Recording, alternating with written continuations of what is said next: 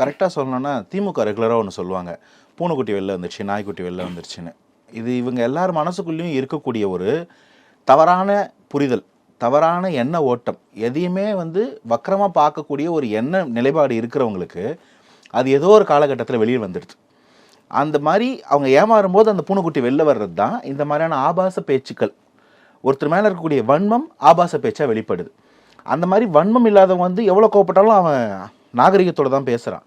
எவன்லாம் இந்த மாதிரி வன்மத்தோடு இருக்கிறானோ அவன் அந்த மாதிரி ஆபாசமாக அந்த பேச்சுக்கள் வெளிப்படுது. பல நாள் வன்மம் ஒரு நாள் வெளிப்படுகிறது. அப்படி தான் இதை சொல்லணும். இது ஜென்ரலாக திமுகன்னு கிடையாது, எந்த கட்சியாக இருந்தாலும் சரி அந்த மாதிரி அநாகரிகமாக பேசக்கூடியவங்களை நம்ம இவ்வளோ தான் மதிக்கணும். இவ்வளோ தான் அவங்களுடைய அரசியல் புரிதல், இல்லாட்டி அவங்களுடைய சமூக பார்வைன்னு தெரிஞ்சுக்கணும். அவங்கள புறம் தள்ளுவதும் புறக்கணிப்பதும் தான் சிறந்த செயல்பாடாக இருக்கும்னு நான் நினைக்கிறேன். ஓகே, இப்போ நீங்கள் பர்டிகுலராக வேல்முருகன் அண்ணனோட இன்சிடென்ட் பற்றி கேட்குறீங்கன்னு போது, வேல்முருகன் அண்ணன்லாம் ஒரு பெரிய சமூக போராளி அப்படின்ற ஒரு எண்ண நிலைப்பாடு தான். அவர் என்னதான் திமுக ஓட்டு வாங்கி ஜெயிச்சாலும், திமுக சின்னத்திலே நின்று ஜெயிச்சிருந்தாலும் அவர் நம்ம திமுக காராக பார்க்க மாட்டோம். நம்ம எப்பவுமே ஒரு சமூக போராளி, மக்களுக்கானவராக பார்க்குறோம். அவரோட ஆரம்பங்கள் அந்த மாதிரியான ஒரு சமூக பார்வை கொண்டதாக இருந்தது, அது காரணம். ஆனால் இன்னைக்கு அவர் பேசியிருக்கக்கூடிய வார்த்தைகள் ஏதோ ஒரு ஆற்றாமையின் வெளிப்பாடாக பார்க்க வேண்டியதாக இருக்குது.